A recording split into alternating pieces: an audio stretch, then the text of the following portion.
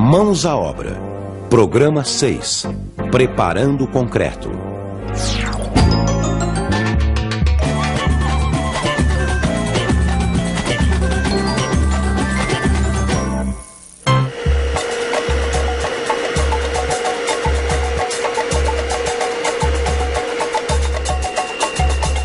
Leirinha! Opa! Bolo de chocolate? Cara, Pedro, esse chocolate aí é pro bolo, viu? Hoje nós vamos comemorar. Comemorar? Uhum. Mas comemorar o quê, meu amor? Esqueceu? Hoje faz um mês que a casa ficou pronta. É verdade, meu amor. Pô, mas você sabe como eu sou péssimo em datas, né? Agora, tá ficando bem bacana essa massa aí, hein? Tá. Posso ligar aqui? Pode, por favor.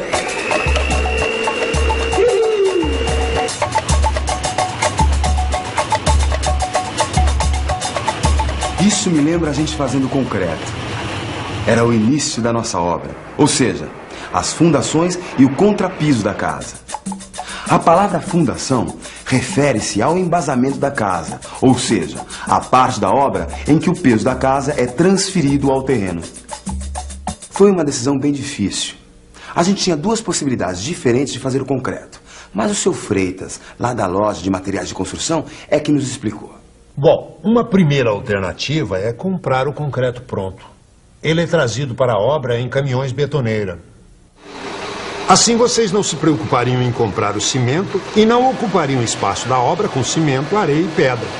A qualidade e resistência desses materiais seriam garantidas pelo fornecedor.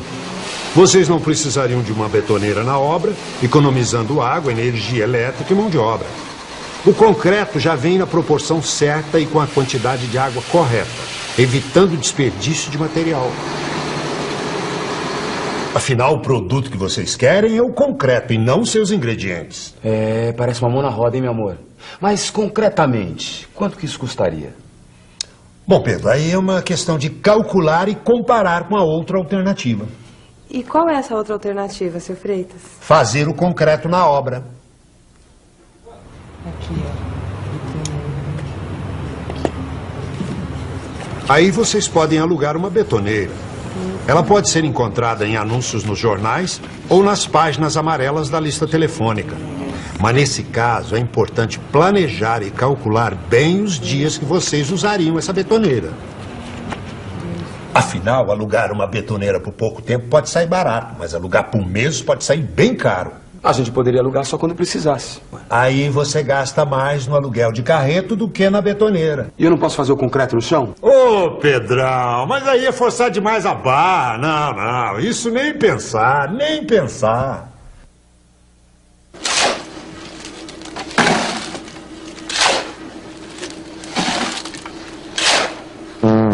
A gente vê o pessoal fazendo isso por aí, mas é um absurdo. O desperdício do material é enorme. O cimento corre pela calçada e se infiltra no terreno. É quase impossível manter o controle da quantidade dos materiais e vocês não teriam a menor garantia quanto à qualidade e resistência do concreto. Fora isso, a velha armadilha de se gastar muito mais do que se esperava. Além de correr o risco de entupir as bocas de lobo e sujar ruas e calçadas. Bom, então, pelo visto, não vai ter jeito de fazer o concreto na obra. Não é bem assim. Não é bem assim. Para a construção de um muro ou pavimentação de uma calçada, é possível fazer o concreto na própria obra. Mas aí é preciso preparar uma maceira. A maceira é uma espécie de caixa que tem uma placa de compensado no fundo e é fechada na volta toda com tábuas bem pregadas, evitando a perda de água e cimento.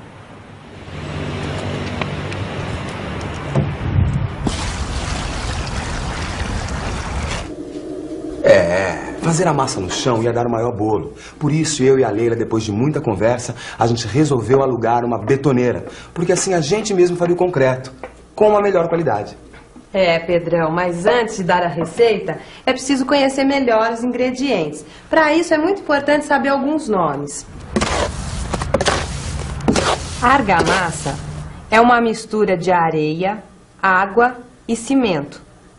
Ou ainda, areia, água, cal e cimento, formando uma pasta para assentar pedras, tijolos ou blocos uns sobre os outros na alvenaria.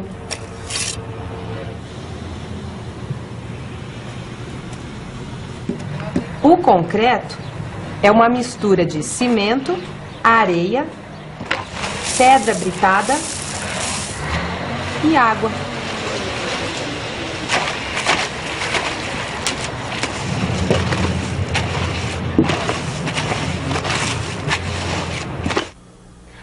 Às vezes a gente ouve falar em nata na obra. Eles estão se referindo a uma mistura de cimento e água. Já a argamassa é cimento, água e areia. E o concreto? Cimento, água, areia e pedra britada.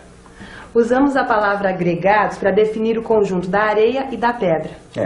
Agora que você já tem conhecimento dos ingredientes, é importante tomar alguns cuidados com os agregados e com o cimento.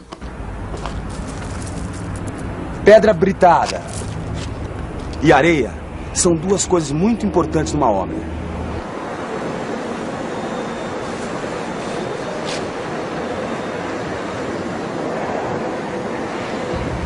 Dois cuidados devem ser adotados com esses materiais: o recebimento e o armazenamento.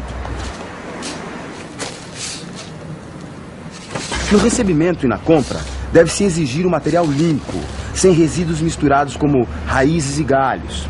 No armazenamento, deve-se fazer um cercado com madeira ou blocos de concreto, para evitar que o material corra com a chuva. Aliás, o correto é que eles sejam cobertos com uma lona, para evitar que fiquem encharcados ou que o vento leve a areia.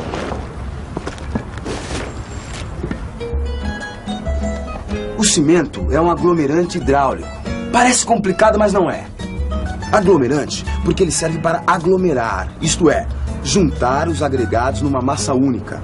E hidráulico porque ele desempenha a sua função de aglomerante, reagindo com a água e formando, depois de um tempo, uma massa compacta e dura, como uma rocha. Uma verdadeira pedra artificial. Agora, um cuidado é fundamental com o cimento. Ele gosta de água e absorve umidade com facilidade. Depois de um tempo, ele empedra. É por isso que o cimento ele deve ser novo. Ele não pode ficar armazenado durante meses. O ideal é que ele só encontre a água depois que ele for para a betoneira. Por isso, aí algumas dicas para vocês. Não compre cimento velho e empedrado. Verifique a data de fabricação na embalagem. E armazene o cimento em lugar fechado, abrigado da chuva e sobre um estrado levantado do chão em pilhas de no máximo 10 sacos de altura.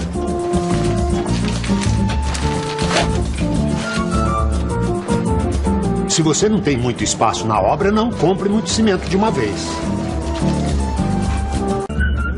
Posso dar uma provadinha, meu amor? Pedro, o bolo ainda não está pronto ainda.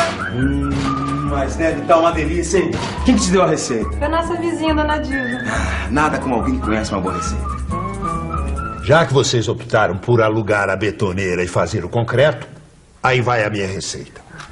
Para o concreto estrutural, nunca use menos de 350 quilos de cimento por metro cúbico de concreto. Calcule as proporções da mistura para uma quantidade adequada ao tamanho da betoneira.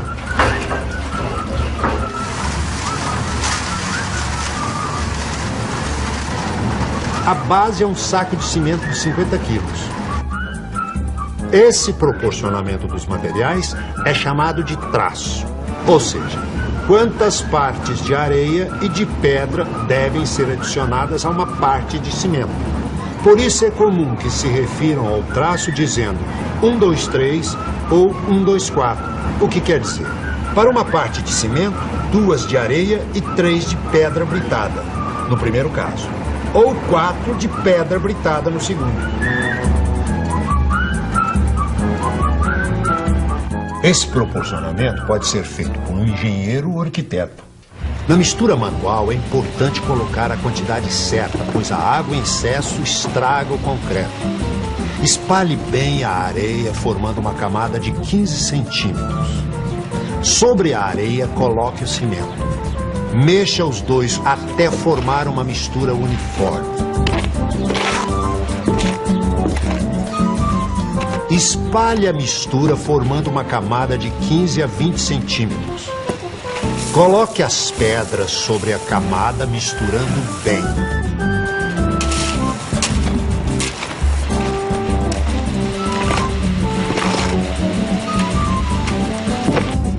Faça um monte com um buraco no meio. Adicione e misture a água, evitando que escorra.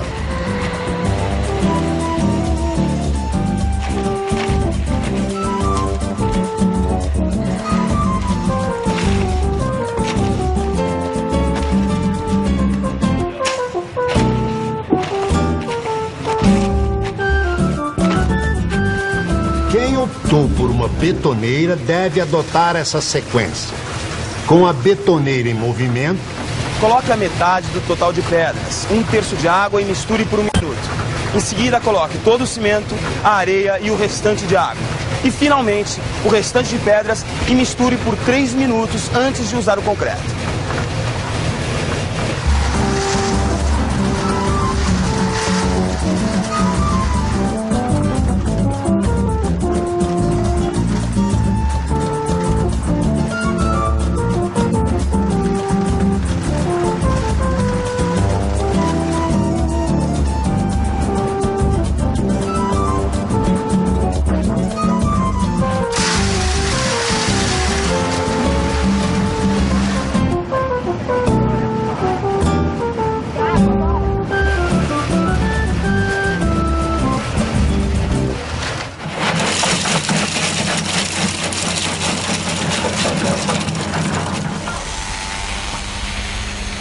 Nós alugamos um vibrador para adensar o concreto.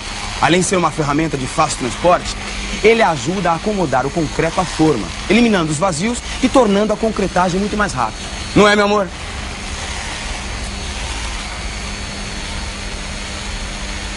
Retire o vibrador assim que aparecer água na superfície do concreto. Se a vibração for além do tempo ideal, os materiais se separam, ficando os mais pesados no fundo e os mais leves, como a água, na superfície. existem aditivos plastificantes que permitem um concreto mais plástico, sem adição de mais água. No caso de usá-lo, veja as recomendações do fabricante quanto à quantidade a ser dissolvida na água que faz ser adicionada ao concreto.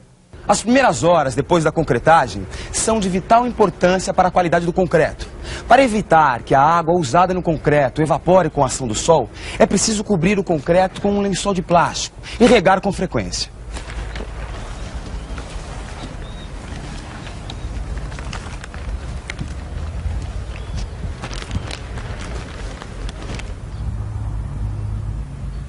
Esse procedimento, que faremos durante 3 dias, chamamos de cura. Depois disso, de qualquer forma, é muito importante que o concreto não tome sol direto durante muito tempo. O aquecimento e o resfriamento do concreto podem causar trincas e fissuras. E para evitar que isso aconteça, você tem que cobrir o lastro com jornal velho e sacarias de cimento e mantê-los sempre molhados.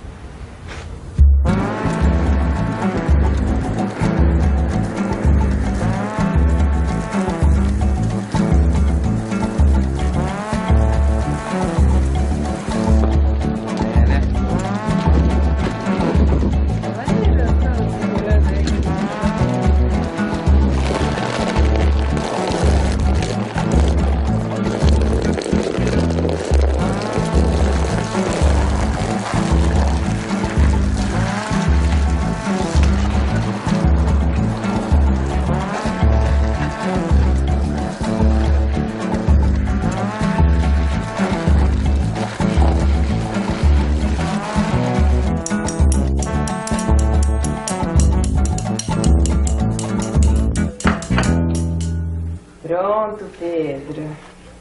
Agora você já pode provar do meu bolo. Opa, agora vamos comer. Comer, Pedro. Comemorar. 1 mês de casa própria. Que massa, hein? Que consistência. Isso é a prova concreta de que vale a pena esperar. No próximo Mãos à Obra, você vai aprender a preparar e aplicar uma argamassa. Até lá.